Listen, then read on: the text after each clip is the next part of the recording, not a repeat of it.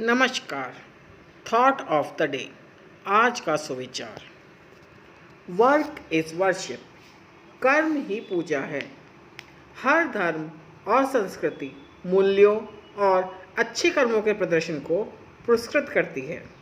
हमारे जीवन में ईमानदारी से किए गए कार्य का बहुत महत्व होता है। हमारे कार्य हमारे जीवन की आवश्यकताओं की पूर्ति करके हमें सफलता की ऊंचाइयों की ओर ले जाती हैं। कर्तव्य की पूर्ति ना करके सिर्फ पूजा करने से भगवान भी प्रसन्न नहीं होते। धन्यवाद।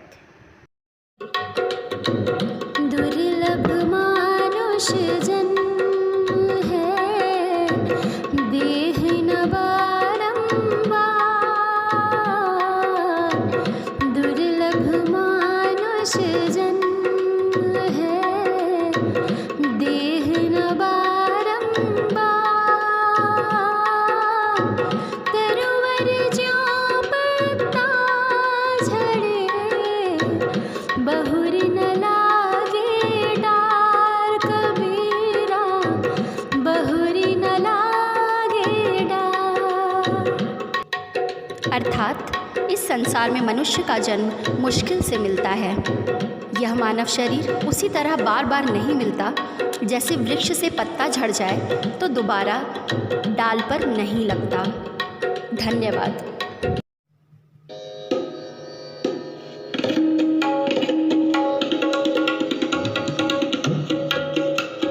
सारे जहां से अच्छा। मानसिक व शारीरिक विकास और किताबी ज्ञान के साथ साथ व्यावहारिक ज्ञान की भी जरूरत होती है। रोज़मर्रा के जीवन में शामिल होने वाली छोटी छोटी आदतें ऐसी हैं जो उन्हें बेहतर युवा बनने में मदद करती हैं। साथ ही इन्हीं आदतों के कारण बच्चों को अच्छे भविष्य का निर्माण करने में भी सहायता मिलती है। हमारी आज की अच्छी आदत है सुविचार, सामान्य ज्ञान और समाचार पढ़ने की आदत।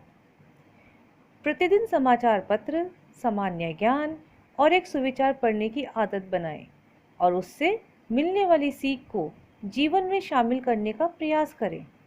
इससे दिमाग में अच्छे विचारों का प्रसार होगा और आपके अंदर सकारात्मक भाव के साथ साथ आत्मविश्वास भी पैदा होगा। वहीं सामान्य ज्ञान और समाचार पत्रों से मिली जानकारी बच्चों को देश और दुनिया में होने वाली गतिविधियों से अवगत रखेगी। इससे सफलता के मार्ग पर आगे बढ़ने में काफ़ी हद तक मदद मिल सके। तो बच्चों, आज और अभी से ही समाचार पत्र पढ़ने की आदत डालिए। सुविचार और सामान्य ज्ञान आपके पास हम रोज पहुंचाते हैं। धन्यवाद। नमस्कार, मैं रीना रानी प्रस्तुत हूँ लेकर आज की कहानी चिड़िया का साहस। एक बड़े से घने जंगल में आग लग गई तो सभी जानवर इधर से उधर अपनी जान बचाने के लिए भागने लगे। तभी एक नन्ही सी चिड़िया ने यह सब देखा तो हैरान रह गई और आग को बुझाने के लिए पास की नदी से अपनी चोंच भर पानी भरकर लाने लगी और उस आग पर डालने लगी। इस तरह उसने ना जाने कितने चक्कर लगाए। बार बार जाती और अपनी चोंच में पानी भरकर लाती और आग पर डाल देती। यह सब कुछ जानवर देख रहे थे। तभी एक उल्लू ने कहा, अरे चिड़िया रानी, रहने दो, यह आग तुमसे बुझने वाली नहीं है। तब चिड़िया ने कहा, अरे मैं तुम्हारी तरह डरपोक नहीं हूँ, मैं आग बुझाने वालों में से हूँ। यह सुनकर सभी जानवर ने उसकी बात मानी और आग बुझाने लगे। इसीलिए कहा जाता है कि बुरे वक्त में साहस और बुद्धिमत्ता से काम लो तो जीत अवश्य ही होती है। धन्यवाद। हेलो बच्चों, आज मैं आपको आहार के बारे में बताऊंगी। 1 सितंबर से 7 सितंबर तक राष्ट्रीय पोषण सप्ताह के रूप में मनाया जाता है। पोषाहार क्या है? अच्छे स्वास्थ्य के लिए भरपूर अनाज, फल, हरी सब्जी, चिकनाई रहित दूध, मीट, मछली, बादाम आदि खाने चाहिए। सामान्य महिला की अपेक्षा गर्भवती महिला को 2400 कैलोरीज प्राप्त हो इतना आहार लेना चाहिए और भिन्न विटामिन मिनरल अधिक मात्रा में प्राप्त करने चाहिए। विद्यालय में MDM पोषाहार के लिए ही चलाया गया है, जिससे बच्चों को भरपूर मात्रा में पोषक तत्व मिलते रहें। आंगनबाड़ी में भी यह योजना चलाई जाती है। विद्यालय में मध्याह्न भोजन करते बच्चे मोटापा शरीर की वह स्थिति है जिसमें शरीर के ऊतक में अत्यधिक वसा जमा हो जाता है, जिस कारण वेट 20% बढ़ जाता है और असमय मृत्यु हो जाती है। राष्ट्रीय पोषाहार के उद्देश्य बच्चों में जाति और समुदाय के भेदभाव को दूर करके सही सामाजिक व्यवहार को बढ़ावा देना, निर्धन वर्गों में धीरे धीरे सामाजिक आर्थिक परिवर्तन लाना आदि ही इसके उद्देश्य हैं। अतः बच्चों, सभी को अपने आहार को उचित समय और उचित मात्रा में लेना चाहिए, जिससे हमारे शरीर का संपूर्ण विकास हो। धन्यवाद बच्चों। हेलो बच्चों, प्रार्थना सभा में आज का शब्द today's word is rapid. RAPID। Rapid का अर्थ होता है तेज, तीव्र और त्वरित। जैसे नदी का बहाव तेज होता है, घोड़ा तीव्र गति से दौड़ता है और कभी-कभी हमें त्वरित सुझाव आते हैं। अब समय है आज की पजल का। बताइए वह कौन है जिसकी आपसे कोई भी दुश्मनी नहीं है, लेकिन फिर भी वो आपके खून की प्यासी रहती है। सोचिए आखिर ऐसा कौन हो सकता है जिसकी दुश्मनी भी ना हो आपसे और फिर भी आपका खून पीना चाहता हो। इसका सही जवाब है जूं, जो हमारे बालों में रह के हमारा खून चूसती है। हमारे सिर में जूं ना हो, इसके लिए हमें लगातार अपने सिर की सफाई का ध्यान रखना चाहिए। शैम्पू से अच्छी तरह बाल धोने चाहिए, कंघी करनी चाहिए। हमेशा अपने सिर को साफ रखते रहना चाहिए, जिससे जुएं जो हैं वो हमारे सर पे अपना आक्रमण कभी भी ना कर सकें। हमेशा अपने आप को स्वच्छ रखो और हमेशा निरोग रहो। जानते हैं आज के इतिहास में क्या खास है। आज के दिन सन 1956 में भारतीय जीवन बीमा निगम की स्थापना हुई। भारतीय जीवन बीमा निगम या LIC भारत की सबसे बड़ी जीवन बीमा कंपनी है।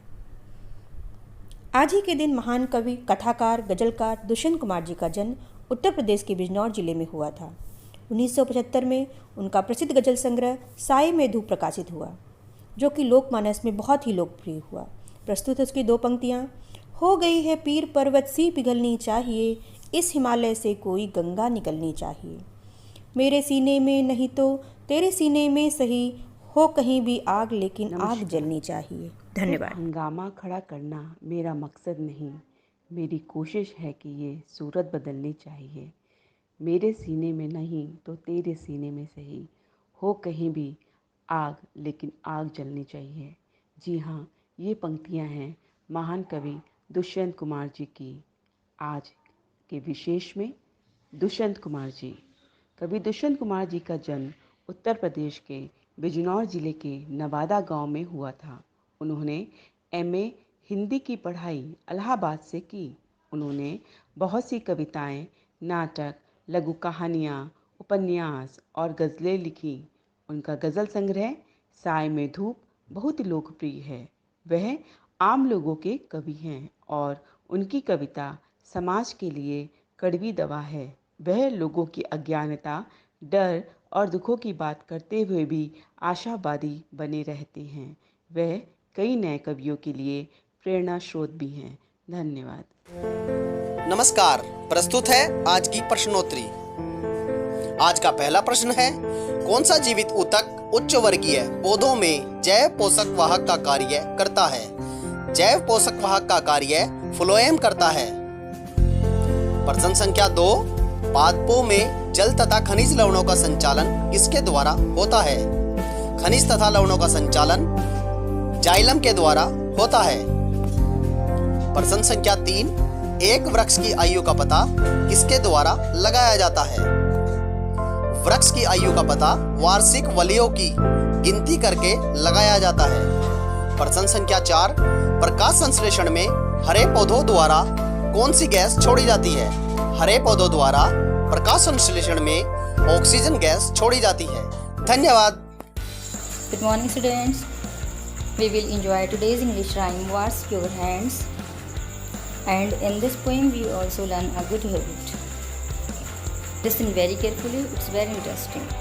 Oh no no no, wash your hands, wash your hands. Before you have some snacks, you should wash your hands. Look at your little hands, there are many germs. Before you have some snacks, you should wash your hands. I wash my hands, wash my hands. I rub my hands here and there, bubble, bubble, bubble. I wash my little hands, go away germs. I dry my hands with a towel, it's all done. You have learned from this. Before having any food step, you must wash your hands properly. Okay, thank you. Have a nice day.